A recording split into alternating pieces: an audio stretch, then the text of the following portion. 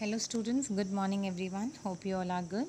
So in our today's module, we'll be discussing certain numericals based upon law of conservation of mass, which we have discussed yesterday. So what is the states now? When 4.2 gram of sodium hydrogen carbonate, that is NaHCO3, is added to the solution of HCl, that is weighing 10 gram. Fine. It is observed that 2.2 gram of carbon dioxide is released into the atmosphere and the residue left behind is found to be weighed 12 gram. Show that these observations are in agreement with the law of conservation of mass.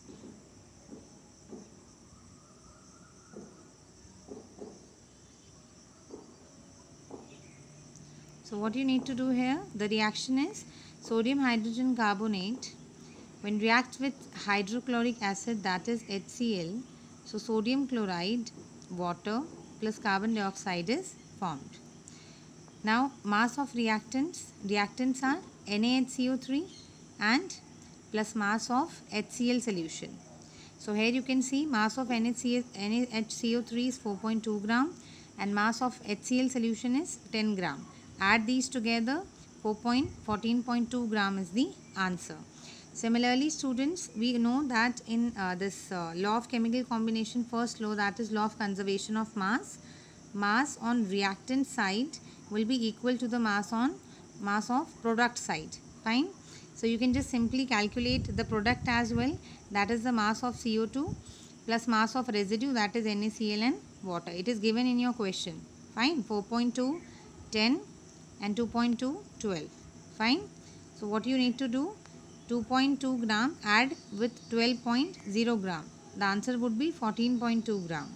So what is the statement? As mass of the product is equal to the mass of the reactant, so there is no loss or gain of mass during the reaction. Hence the given observation proved the law of conservation of mass. So these type of question may come in your examination.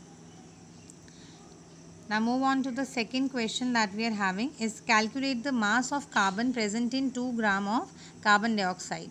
So we are having carbon dioxide here, fine, and we have to find the mass of carbon, only carbon, fine. So carbon dioxide, we know it contains carbon and oxygen, fine, that is 2 in the fixed proportion.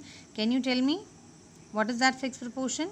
12 is to 32, or we can simply cut it to 3 is to 8. Fine, this would be the ratio. How it came out to be 12? Because carbon, the atomic mass is 12. And talking about oxygen, it is 16. But as you can see, 2 atoms of oxygen are there. So 16 multiplied by 2 will give me 32 here. Fine. So 12 is to 32 or 3 is to 8 ratio.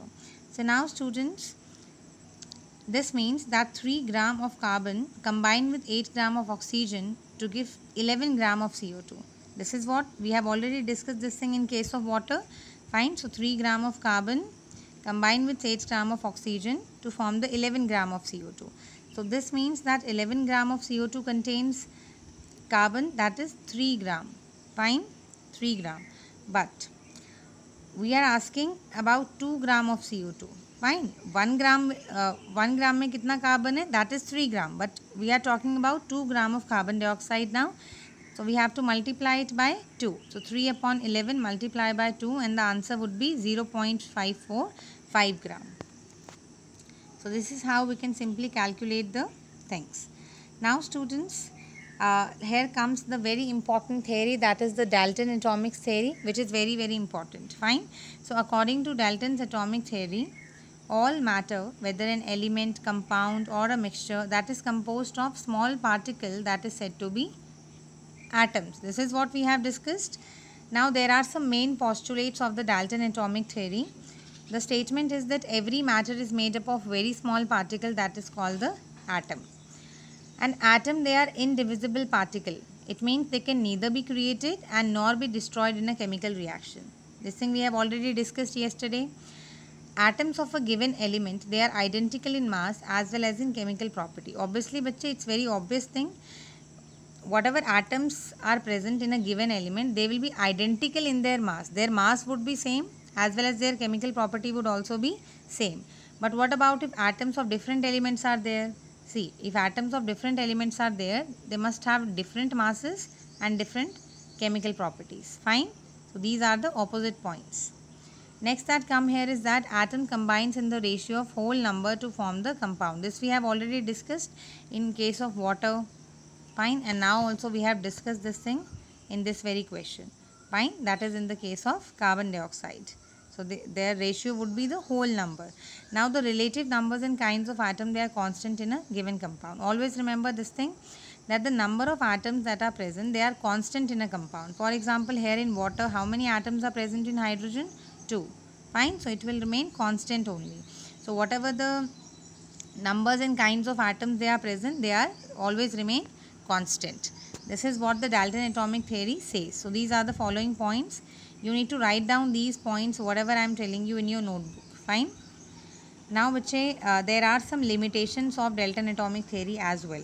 Right. First point, what he said in Dalton atomic theory, that atoms, they are the smallest particle. But atom is no longer considered as the smallest, because if we see bache in higher in our next chapter we'll be studying about electron, proton and neutron.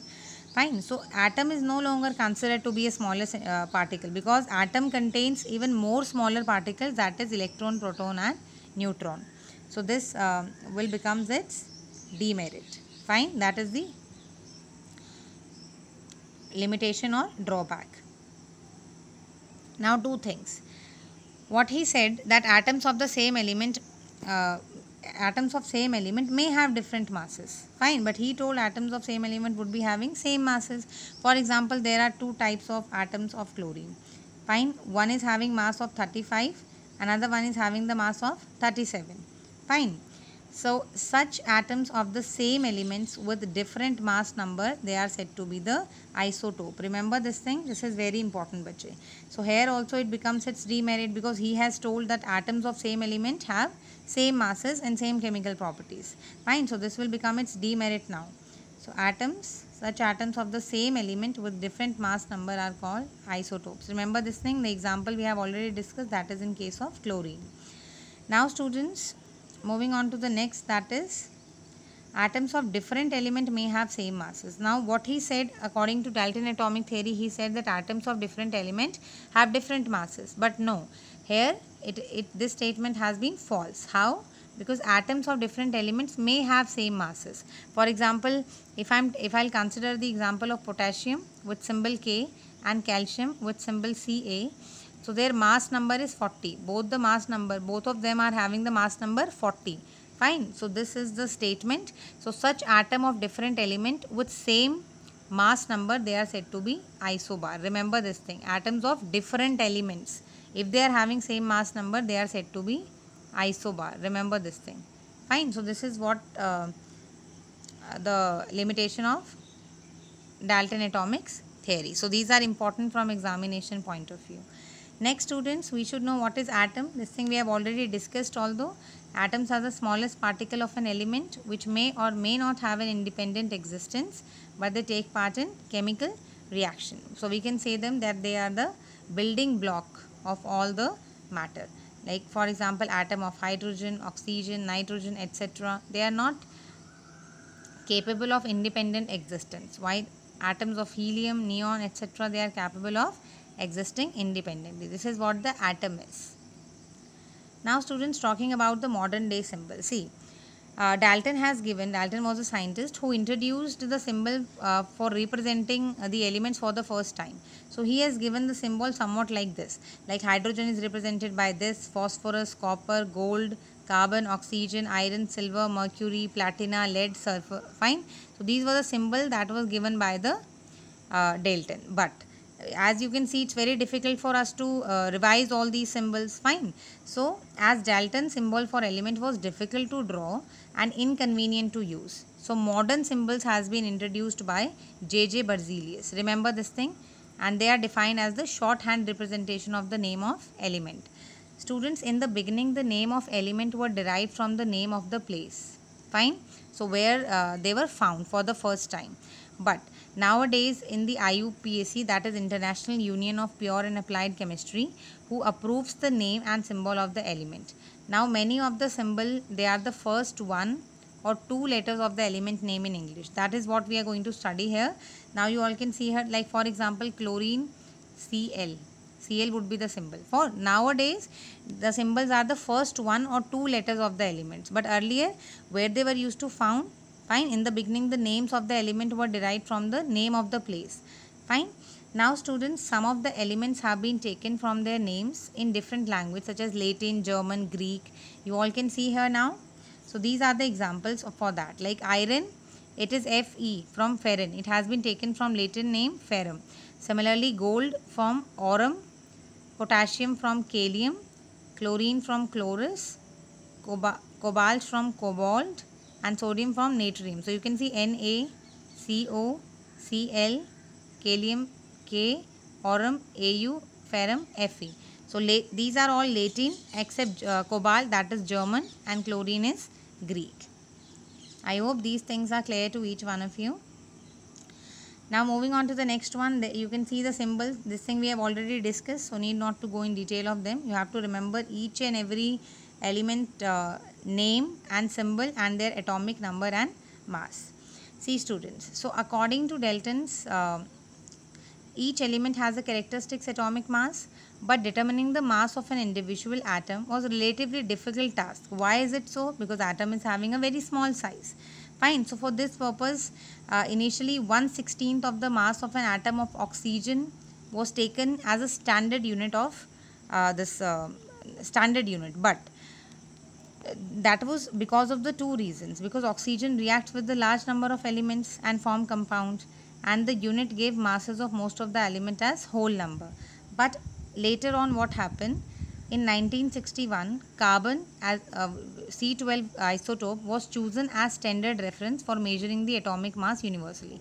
So suppose if we want to measure the atomic mass and we are having a watermelon, fine, we need to cut this watermelon into 12 pieces. So the 1/12 will be the atomic mass. Fine. So there are two types of masses. Now you all can see relative atomic mass and atomic mass unit.